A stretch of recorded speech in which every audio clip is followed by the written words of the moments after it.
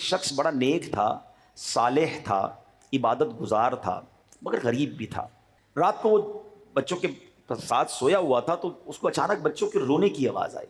بچے رات کو اٹھ کر رونے لگے تو اس نے اپنی زوجہ سے پوچھا بچے کیوں رو رہے ہیں؟ کہ بچے اس لیے رو رہے ہیں کہ انہوں نے کھانا نہیں کھایا ہے، وہ بھوکے ہیں، اس لیے بھوک کے مارے رو رہے ہیں۔ اب اس غریب آدمی کے پاس کچھ بھی نہیں تھا کہ وہ اپنے بچوں کو کھلائے، تو اس نے کیا کیا، اپنی فیملی ممبرز کو جمع کیا، اپنے بچوں کو جمع کیا اور کہا چلو کھانے کو تو کچھ نہیں ہے مگر سب مل کر اللہ کے آخری نبی محمد عربی صلی اللہ تعالیٰ علیہ وسلم کی ذات پر درود پاک پڑھتے ہیں، اللہ درود کی برکت سے ہماری مشکل آسان کر دے گا۔ درود پڑھتے پڑھتے نیند آ گئی، آنکھیں بند ہوئیں، آنکھیں تو بند ہو گئیں مگر قسمت جاگ اٹھی۔ سرکار دو عالم صلی اللہ تعالیٰ علیہ وسلم خواب میں تشریف لائے، فرمایا فلاں بن فلاں کے گھر کل جانا، اسے میرا سلام کہنا اور اس کو کہنا جو تمہاری دعا تھی وہ قبول ہو گئی ہے، اور اس سے یہ کہنا کہ جو اللہ کریم نے تجھے عطا فرمایا اس میں سے میری مدد کر۔ یہ شخص اٹھا اور بڑا خوش تھا کہ نبی پاک کی زیارت ہو گئی ہے، مگر جب اسے پتہ چلا کہ میرے آقا نے جس کے پاس مجھے بھیجا ہے وہ تو شہر میں بڑا مشہور آدمی ہے اور وہ تو مجوسی ہے، مجوسی کہتے آگ کی پوجا کرنے والے کو۔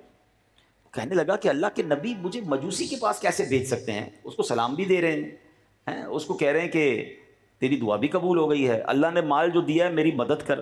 اچھا اس نے یہ بھی مسئلہ پڑا ہوا تھا کہ شیطان نبی پاک کی صورت میں آ نہیں سکتا، خواب دیکھا ہے تو پیارے آقا ہی ہوں گے۔ اب کنفیوژن تھی کہ یہ کیسے ہو سکتا ہے کہ میرے آقا مجھے ایک غیر مسلم کے پاس بھیجے۔ پھر سو گیا، دوبارہ سویا تو دوبارہ کہا گیا کہ تم میرا پیغام اسی کے لیے ہے، جاؤ اور جا کر اس سے کہو کہ تمہاری مدد بھی کرے، اسے میرا سلام بھی دینا، کہنا دعا بھی قبول ہو گئی ہے۔ اب یہ صبح اٹھا اور صبح اٹھتے ہی اس مجوسی کے گھر چلا گیا۔ بہت بڑا اس کا محل تھا، بہت مالدار آدمی تھا، ویری پاپولر، اس شہر میں بڑا مشہور تھا۔ یہ گیا اس کے پاس تو وہ چونکہ بزنس مین بھی تھا تو بہت سارے لوگ بیٹھے تھے اس کے پاس اور وہ لوگ اسے کاروبار کی باتیں کر رہے تھے۔ یہ نیک شخص گیا اور جا کر کہتا ہے کہ میں آپ سے بات کرنا چاہتا ہوں مگر اکیلے میں بات کرنا چاہتا ہوں۔ مجوسی نے سب کو ہٹا دیا، کہا بتاؤ کیا بات کرنی ہے؟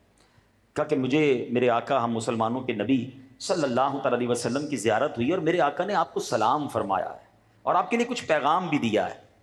مجوسی کہتا ہے تم مجھے جانتے ہو میں کون ہوں؟ میں تو تمہارے نبی کو اپنا نبی نہیں مانتا، میں تو مسلمان نہیں ہوں، تمہیں کسی اور کے پاس بھیجا گیا ہوگا۔ کہا نہیں، میرے آقا نے تمہارے پاس ہی بھیجا ہے، بلکہ یہ بھی کہا ہے کہ تمہیں سلام بھی دوں اور یہ بتاؤں کہ تمہاری دعا قبول ہو گئی جو تمہارے لیے مانگی گئی، اور تمہیں اللہ نے جو مال دیا ہے اس میں سے میری مدد کرو۔ وہ مجوسی کہتا ہے میرے ساتھ اندر چلو۔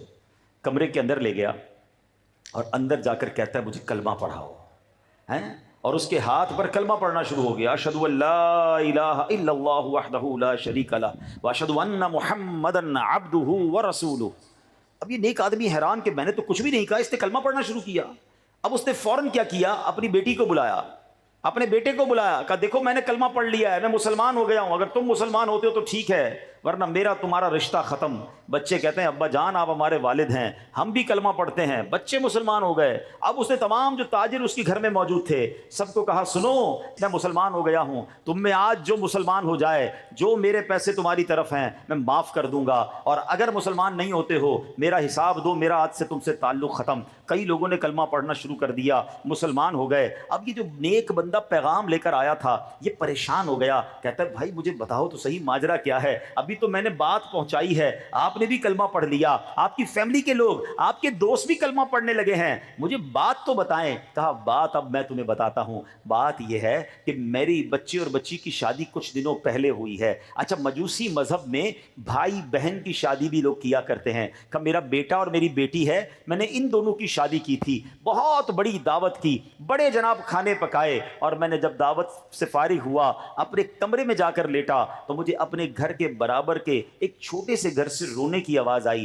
میں نے کان لگایا تو ایک بچی کی آواز تھی جو اپنی ماں سے کہہ رہی تھی اماں جان ہمارے پڑوسی نے اچھا معاملہ نہیں کیا، اس نے آج ہمارے ساتھ بڑی زیادتی کی ہے، ہم تو اللہ کے نبی علیہ الصلوۃ والسلام کی اولاد سے ہیں، ہم تو سید زادیاں ہیں، مگر ہمارے پڑوسی نے ہماری بھوک چمکا دی، طرح طرح کے کھانے بنائے، ہمیں خوشبوئیں آتی رہیں، اگر ہمیں دعوت میں نہیں بلایا اور ہم آج بھوکے ہیں۔ اے امی جان ہمارے پڑوسی نے اچھا نہیں کیا۔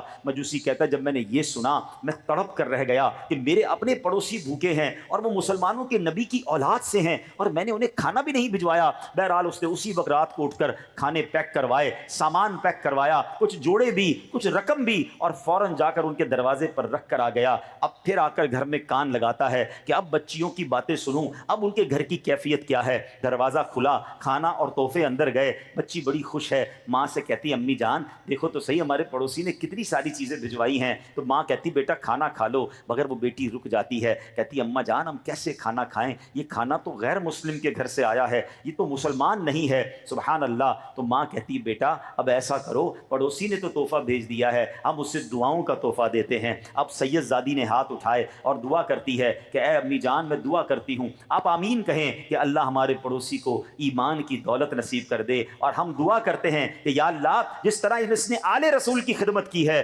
قیامت کے دن نبی پاک کی اسے شفاعت نصیب کرنا۔ ماں بیٹی دعا کر رہی ہیں۔ اللہ اکبر۔ مجوسی کہتا ہے اب یہ کل کی تو بات ہے کہ یہ ماں بیٹی دعائیں کر رہی ہیں اور آج تمہارے نبی نے میرے پاس تمہیں بھیج دیا ہے اور یہ بھی کہا ہے کہ وہ دعا قبول ہو گئی ہے۔ سبحان اللہ۔ پھر میں کیوں نہ ایمان لے آؤں، پھر میں کیوں نہ ان کا کلمہ پڑھ لوں۔ اللہ اکبر۔ اب وہ مجوسی کہتا ہے سنو سنو، میری بیٹی اور بیٹے کی جب شادی ہوئی تھی تو میں نے ان کو آدھی جائیداد دے دی تھی، آدھی جائیداد اپنے پاس رکھی تھی، مگر اب چونکہ دونوں مسلمان ہو گئے ہیں ان دونوں میں اب جدائی کر دی گئی ہے، آدھی جائیداد بچ گئی ہے۔ سنو یہ آدھی جائیداد میں تمہارے نام کرتا ہوں، جاؤ یہ مال لے کر جاؤ، اپنے بچوں کے ساتھ خوشحالی والی زندگی